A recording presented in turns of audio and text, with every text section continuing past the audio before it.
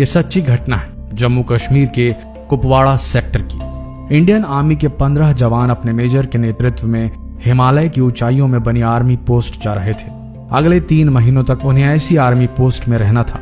सर्दी का मौसम था और बीच बीच में बर्फ पड़ने की वजह से कड़ाके की ठंड पड़ रही थी। इससे इन बर्फीले रास्तों पर सफर और भी मुश्किल हो गया था। सफर के बीच मेजर के मन में ख्याल आया, काश एक कप चाय मिल जाती तो बड़ी राहत होती। लेकिन वो काश कह के रह गए, क्योंकि यह देर रात का समय था और इतनी ठंड में कौन दुकान खोलेगा। 1 घंटे ऐसे ही पैदल चलने के बाद ये काफिला सुनसान में बनी छोटी सी दुकान के पास रुका, जो कि चाय की दुकान लग रही थी। दुकान पर ताला पड़ा हुआ था। मेजर ने कहा, जवानों, चाय तो किस्मत में नहीं, थोड़ा आराम कर लो यहाँ पर। सेना की इस टुकड़ी ने करीब 3 घंटे पहले सफर शुरू किया था। उन्हीं में से एक जवान बोला, सर ये चाय की दुकान है, हम चाय बना सकते हैं, बस ये ताला तोड़ना होगा। आर्मी मेजर सोच में पड़ गए। ये तरीका तो गलत था, लेकिन ठंड में थके सेना के जवानों को 1 कप से बड़ी सहायता मिलती, ये सोचकर उन्हें हाँ कह दिया। किस्मत तो उनकी साथ थी। दुकान में चाय बनाने का सब सामान और बिस्कुट के कुछ पैकेट भी थे। फटाफट गर्म चाय बनी। चाय बिस्कुट से तरोताजा होकर आर्मी के जवान आगे बढ़ने को तैयार थे। मेजर ने सोचा, उन्होंने दुकान तोड़ी है और बिना दुकान के मालिक की आज्ञा के चाय बिस्किट लिए हैं, लेकिन हम कोई चोर मंडली नहीं है, हम तो इंडियन आर्मी की सोल्जर हैं।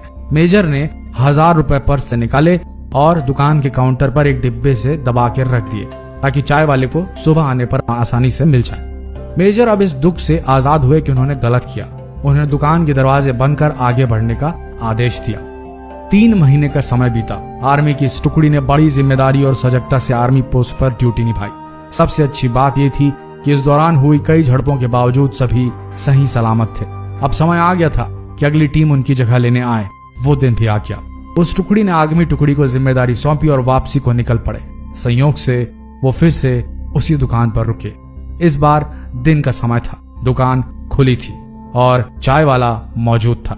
चाय वाला एक बूढ़ा व्यक्ति था। इतने सारे ग्राहकों को एक साथ देखकर वो बहुत खुश हुआ। सभी को उसने चाय बनाकर पिलाई और नाश्ता दिया।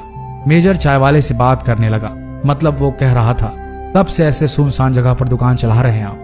बूढ़ा अपने अनुभव और कई कहानी को बताने लगा। बूढ़े की हर कहानी में भगवान का एहसान जताना था और विश्वास की बात ज्यादा थी। एक जवान बोल पड़ा, अरे बाबा, अगर भगवान हर जगह है तो उसने आपको इतना गरीबी में क्यों रखा है? ऐसा मत बोलो साहब, भगवान वाकई हर जगह में है, मेरे पास सबूत है। चाय वाले ने कहा, अभी 3 महीने पहले की बात है। बड़ा बुरा समय चल रहा था। मेरे इकलौते बेटे को आतंकवादियों ने कुछ जानकारी पता करने के लिए बुरी तरह से मारा था। ऐसी जानकारी जो उसे पता ही नहीं थी। मुझे दुकान बंद करके लड़के को अस्पताल में भर्ती करना पड़ा।